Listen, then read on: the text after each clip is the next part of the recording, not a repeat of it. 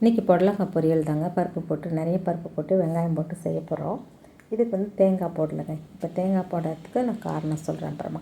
இப்போ மண் சட்டி வச்சாச்சு. எண்ணெய் தேவையான அளவுக்கு வச்சு கடுகு உளுத்தம் பருப்பு, இதில் நிறைய வெங்காயம், சின்ன வெங்காயம் பெரிய வெங்காயம், பச்சை மிளகாய் வந்து ஒன்று பொடியாக கட் பண்ணி போட்டுட்டு ஒரு இதை வந்து 4-5 பீஸை பெருசாக போட்டுட்டேன். ஏன்னா காரம் வேண்டாதவங்க இந்த பொடியை பச்சை மிளகாய் இருக்குது இல்லையா, அது போதும். காரம் கொஞ்சம் தேவைப்படுறவங்க அந்த பெரிய பீஸையும் எடுத்துக்கலாம் அப்படின்னு. இப்போ எண்ணெய் காஞ்சதும் கடுகு உளுத்தம் பருப்பு நல்லா பொரிஞ்சதுங்க. வெங்காயம் பச்சை மிளகாய் போட்டாச்சு.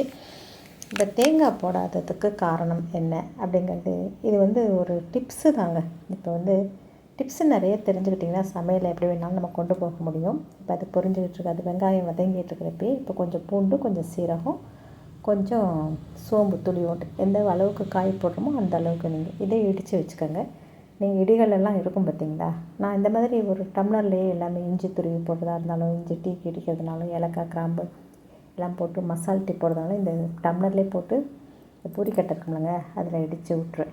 இப்போ இந்த வெங்காயம் பச்சை மிளகாய் வதங்கும் போதுங்க பாதி வெந்ததும் அதை பள்ளம் பறித்து விட்டுட்டு அந்த நடுவில் எண்ணெய் இருக்கும் பார்த்தீங்களா, அந்த நேரத்தில் இந்த பூண்டு, சீரகம், சோம்பு இதை வந்து போட்டிங்கன்னா அப்போ ஒரு டேஸ்ட்டு சூப்பராக இருக்குங்க.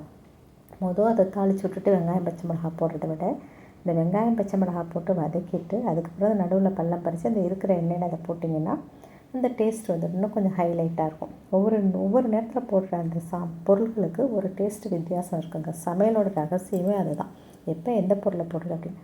அப்புறம் நல்லா ஊற வச்சு பருப்பு, துவரம் பருப்பு தாங்க ஊற வச்சு எடுத்து வச்சுருந்தேன். அதையும் போட்டு தண்ணி ஊற்றி பாத்திரத்துலேயே வெந்துட்டுருக்கேன். மண் சட்டியில் தான் இன்றைக்கி போட்டிருக்கேன். இப்போ புடலங்காய் நிறையாங்க, ஒரு 3/4 கிலோ புடலங்காய் இருக்கும். இந்த நான் வந்து அருவாமனையில் தாங்க நான் கட் பண்ணுவேன். எனக்கு கத்தி வந்து அவ்வளோ பழக்கம் இல்லை, ஆனால் இப்போ நான் செய்கிறேன். பட் அருவாமனை தான் எனக்கு ரொம்ப ஈஸியாக இருக்கும். அதெல்லாம் கட் பண்ணி வச்சாச்சு. நல்லா இளம் பிஞ்சு காய்ங்க. நான் கூட இந்த காய்க்கு பேர் என்ன அப்படின்னு வெள்ளரிக்காயும் இந்த காயும் சேர்த்து வச்சுப்பேன். ரெண்டும் கிட்டத்தட்ட ஒரே மாதிரி இருக்கும். அந்த காய் தான் இந்த சமையல் நடந்துகிட்ருக்கு. இப்போ மஞ்சத்தூள் போட்டு இந்த பருப்பு வெந்துக்கிட்டு இருக்குங்க. இப்போ உப்பு போடலை.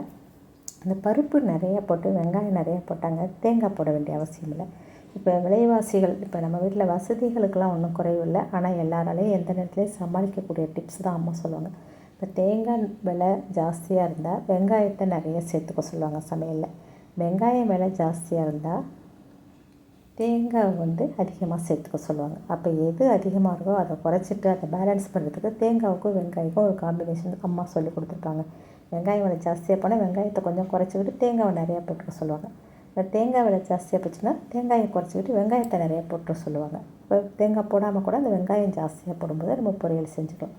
இந்த மாதிரி ஒரு டிப்பு, இது அம்மா சொல்லி கொடுத்த டிப்பு தாங்க. இப்போ சமையலில் சில ரகசியங்கள்லாம் இருக்கும், எப்படி பேலன்ஸ் பண்ணி நம்ம சமைக்கிறது அப்படின்னு. இந்த பருப்பு போட்டாச்சு. அடுத்தது அது வெந்ததும் கொஞ்சம் மலர வெந்ததும் இந்த காயையும் போட்டு உப்பு போட்டு இது நல்லா வெந்ததுங்க. நமக்கு இன்றைக்கி தேங்காய் போட வேண்டியது இல்லையா, அதோடய அப்படியே நிப்பாட்டிக்கலாம். தயிராக சாப்பிட்றத விடங்க அதை மோராக கொஞ்சம் கலக்கி வச்சு சாப்பாட்டில் போட்டிங்கன்னா ரொம்ப நல்லது. இப்போ பிளேட்டில் சாப்பாடு போட்டாச்சு. அடுத்து தயிரையும் கலந்து வச்சாச்சு. மீதி உள்ளதை சூடு பண்ணி வச்சு